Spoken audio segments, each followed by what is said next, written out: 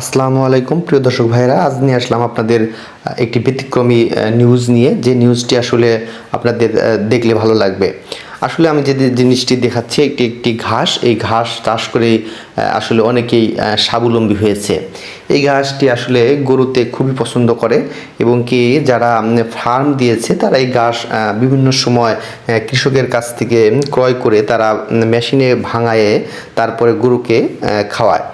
আমি যতদূর জানি বিভিন্ন এলাকায় এই ঘাসের বাণিজ্যিক চাষ শুরু হয়েছে এবং কি এই ঘাস চাষ করে অনেকে স্বাবলম্বী হয়েছে। এই ঘাস চাষ করে আসলে এটি 3 মাস পর অন্তর অন্তর কাটা হয়। এই ঘাস আসলে প্রতি শতাংশ আমি যতদূর জানি 2000 টাকা বিক্রি করা হয় কিংবা 1500 টাকা বিক্রি করা হয়। এই ঘাসে আসলে বিভিন্ন কৃষকের সাথে আমার কথা হয়েছে। আসলে এই ঘাস চাষ করে এক কৃষক প্রতি মাসে প্রায় প্রতি 3 মাস অন্তরে প্রায় 15 থেকে 20,000 টাকা ইনকাম করতে পারে, যে তার 30% জমি থাকলে। আমি যতদূর আরেকটু জানিয়ে রাখি, সেটি হলো এই ঘাস চাষ করে বাংলাদেশের গবাদি পশু পালনে কৃষকদের খুবই লাভবান হচ্ছে।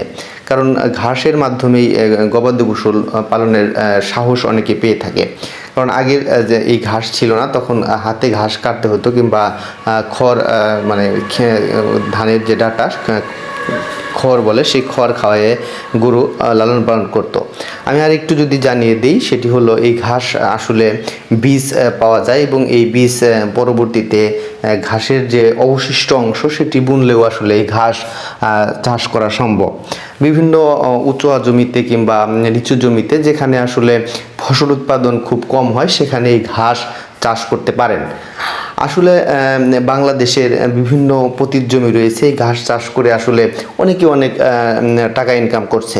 এই ছিল আমার কাছে সর্বশেষ সংবাদ। সবাইকে ধন্যবাদ। আসসালামু আলাইকুম।